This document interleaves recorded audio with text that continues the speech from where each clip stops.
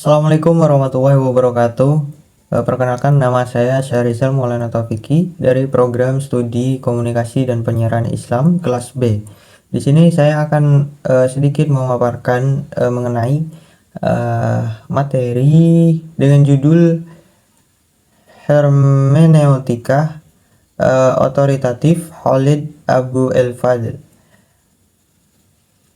Khalid Abu el-Fadl adalah seorang ahli hukum Islam dan cendekiawan yang terkenal dengan kontribusinya dalam studi Islam, khususnya dalam bidang hermeneutika atau ilmu tafsir. Dia memperkenalkan konsep hermeneutika otoritatif yang bertujuan untuk memahami dan menginterpretasikan teks-teks syariah dengan cara yang lebih kontekstual, kritis, dan inklusif.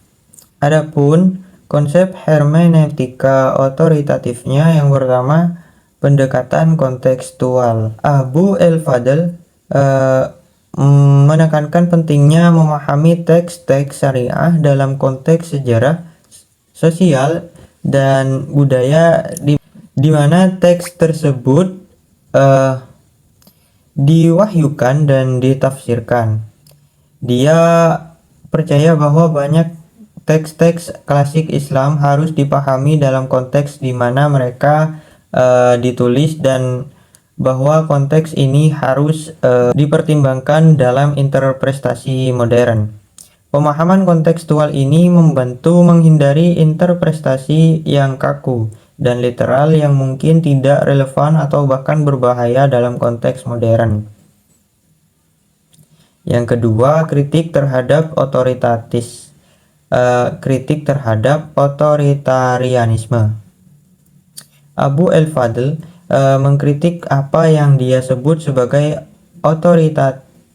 otoritarianisme dalam penafsiran syariah, di mana interpretasi teks-teks Islam dikendalikan oleh otoritas tertentu yang tidak menerima kritik atau pertanyaan.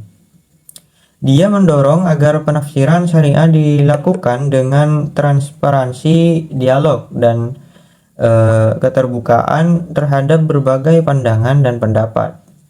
Yang ketiga, pentingnya keadilan dan etika.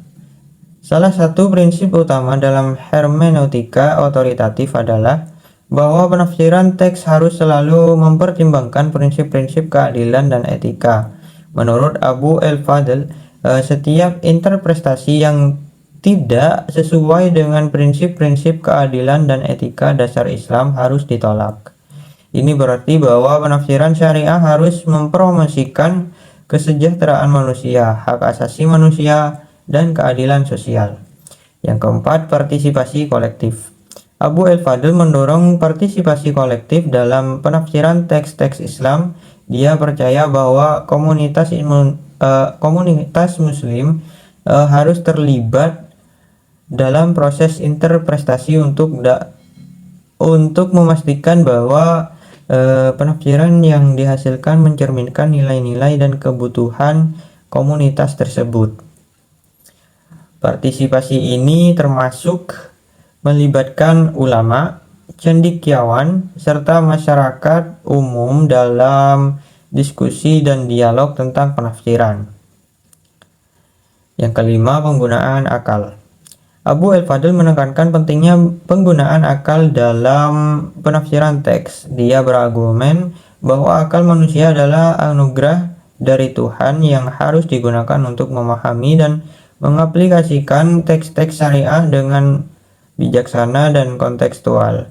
Penggunaan akal ini membantu menghindari interpretasi yang dogmatis dan memungkinkan penafsiran yang lebih relevan dan adaptif terhadap perkembangan zaman.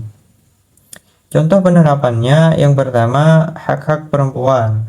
Dalam isu hak-hak perempuan, Abu el-Fadl menekankan bahwa penafsiran teks yang mendiskriminasi perempuan harus ditolak jika bertentangan dengan prinsip keadilan dan etika Islam. Dia mendorong interpretasi yang lebih inklusif dan yang memperjuangkan hak-hak dan kesejahteraan perempuan. Yang kedua, kebebasan beragama.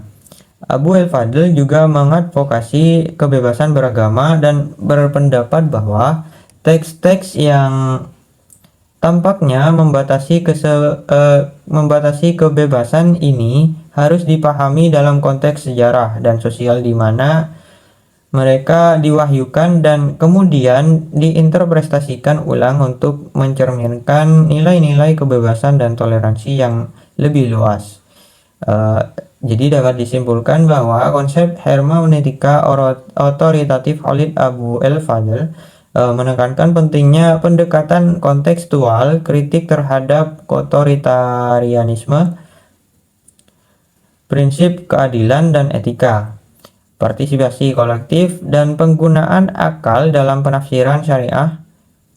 Pendekatan ini bertujuan untuk menciptakan penafsiran yang lebih relevan, adil, dan inklusif yang dapat memenuhi kebutuhan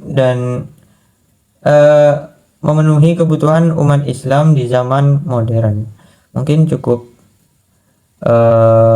demikian yang dapat saya sampaikan. Kurang lebihnya mohon maaf. Wassalamualaikum warahmatullahi wabarakatuh.